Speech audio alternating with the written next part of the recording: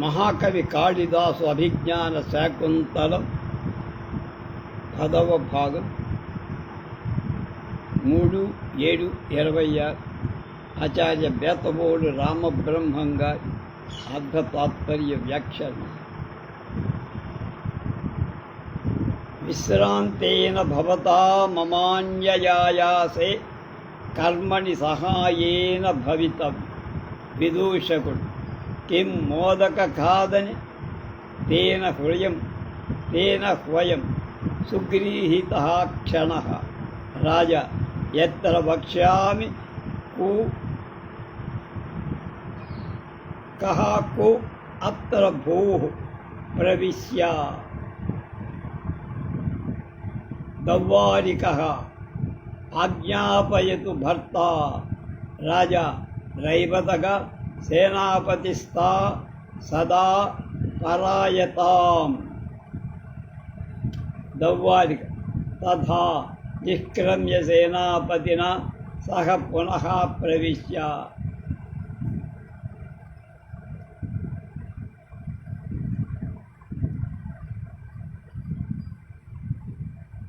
విశ్రాంతేన భవత విశ్రాంతి కొంటున్న నువ్వు మిత్రుడా,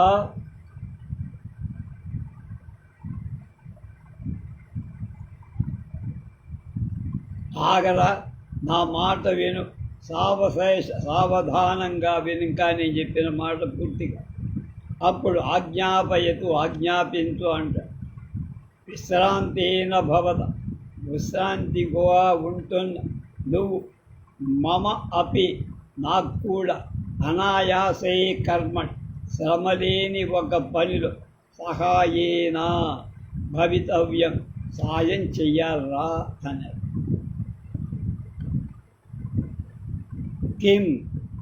కిం మోదక ఖాదని లడ్డూలు తింటంలోన తేనహి అంచేతనైతే అయం క్షణ ఈ సమయం సుగ్రీత పరమ పావనం చరితార్థం.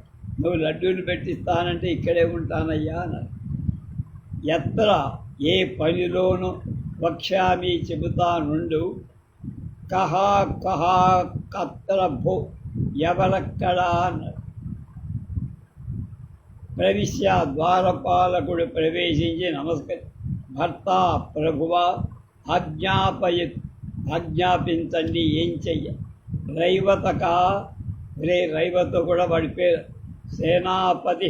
సేనాపతి ఆహూయతాం తావత్ పిలవబడుగాక అంటే సైన్యాధిపతిని ఇక్కడికి రమ్మను. తథా అలాగే అని అతడు నిష్క్రమిస్తూ సేనాపతితో సహ పునః ప్రవేశి ఆయన్ని తీసుకొని మళ్ళా ప్రవేశించి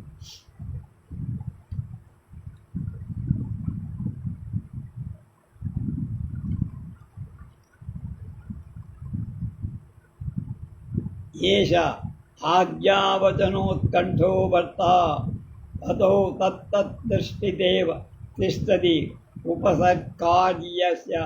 సేనాపతి రాజానం అవలోక్య కథం దోషాపి స్వామిని మృగయా కేవలం గుణ ఏవ సంవృత తథాహి దేనః అన్నాడు. వాడికి శ్లోకం అవుతుంది.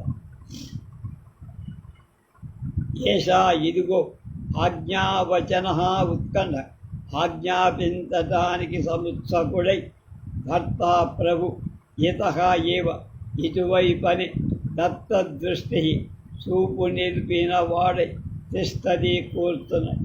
ఆర్యా మాన్య సేనాపతి ఉపసర్పతు సమీపించుగాక.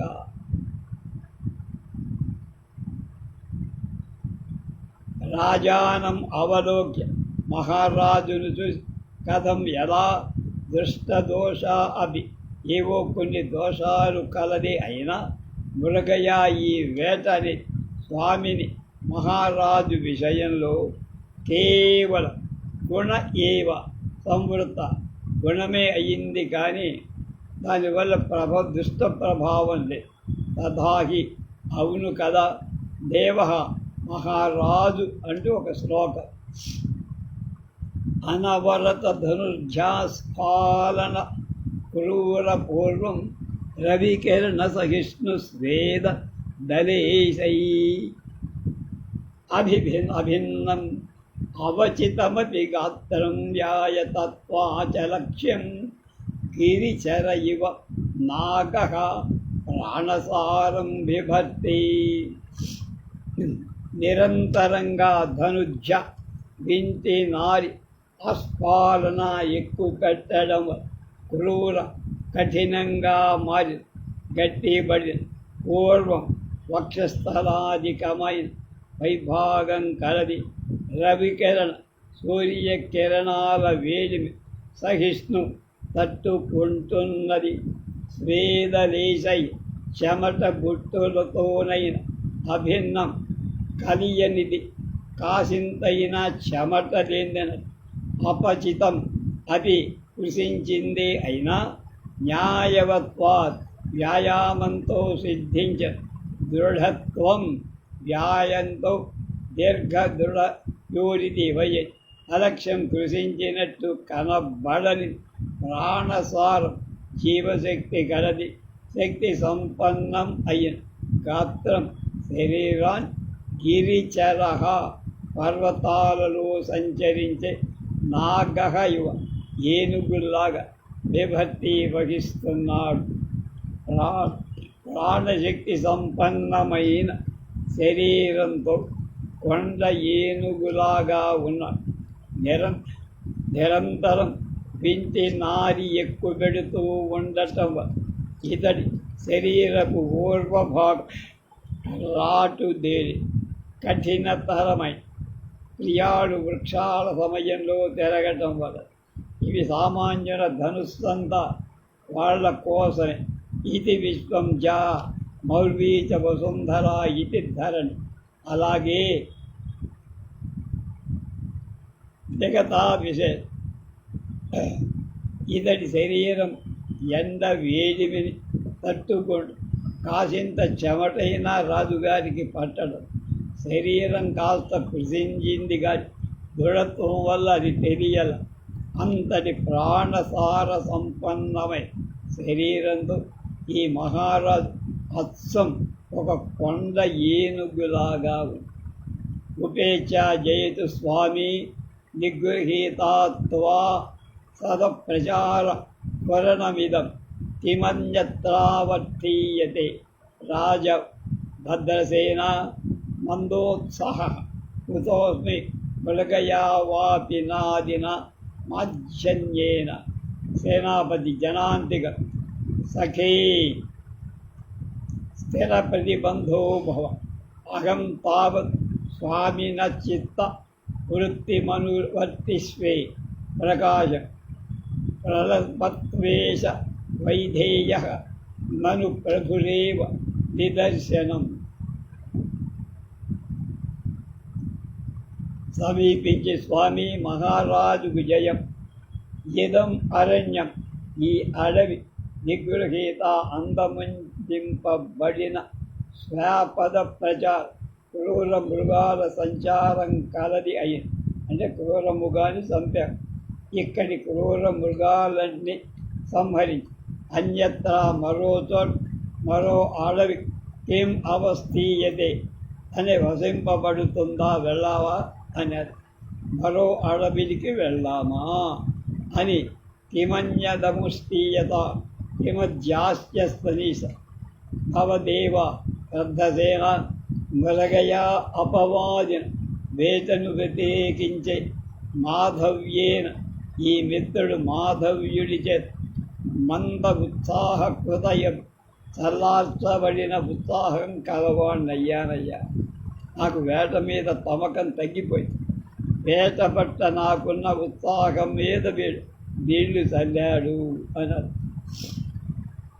జనాంతికంగా బయటికి వినబడి రాజుకి విజయుషడికి తప్పి ప్రేక్షకులకు వినపించే విధం సఖే మిత్రమా మాధవ్యా స్థిర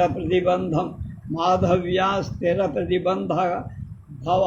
రాజుగారి వేట గట్టి అడ్డంకి జరిగింది. నువ్వు గట్టిగా అడ్డుకో, మేము సుఖపడతామని. అహం తావత్ సేనాపతిని కాబట్టి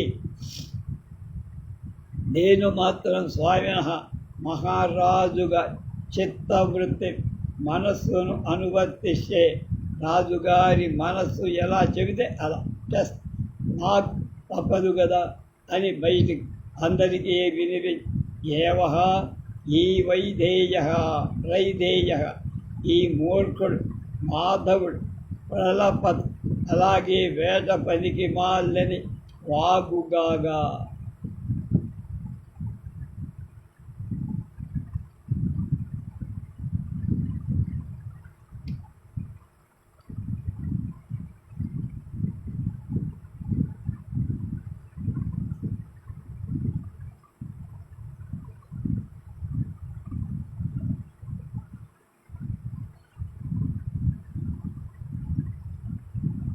మేధచ్ఛేశక్య సోదరం లఘుపవచుత్థానయోగ్యం వపు సత్వానామపి లక్ష్యతే వికృతి తనుచిత్తం భయతో క్రధౌ ఉత్కర్షసజసద్వినాం యది వపః నిధ్యంతి లక్ష్యే జలే నిధ్యైవ వ్యసనం వదంతి మృగయామి దృగ్వినోద కుతః. విదూషకుడు అవేహిరే ఉత్సాహహేతుక అత్ర భవాన్ ప్రకృతిమాపన్నః త్వం తావత్ అటవీతోటవీమాపహిందామహో మానో వరనాశకాలోలుపజేర్ణవృక్షస్య కస్యాపి ముఖే పతిష్యతి. సేదంచెద పువ్వు కరగటం మేదంచేద పువ్వు కరగటం చోట కృషగా ఉదర్ సన్నపడ్డ నడిమి భాగం కలది. వపు శరీరం ఉత్థాన యోగ్యం చబుక్కున లేవటానికి వీల్లేందిగా లఘుభవతి తేలికపడు శరీరం ఏ ప్రయత్నానికైనా యోగ్యమని. భయక్రోధయో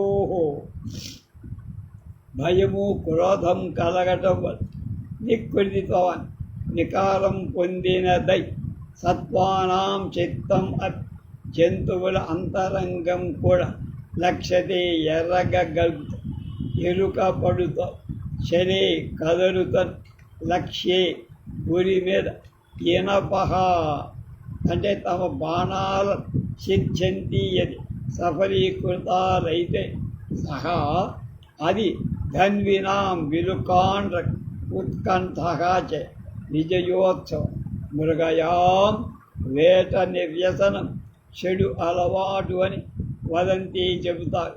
తత్ అది మిథ్యా ఏవ అసత్యమే. ఈదృక్ వినోద ఇలాంటి మరో వినోదం కృతః ఎక్కడుంది అని తాత్పర్యం. వేట ఒక వ్యసనంగా చెబుతారు, కేవలం మిథ్య. దీనివల్ల ఎన్నో ప్రయోజనాలున్నాయో.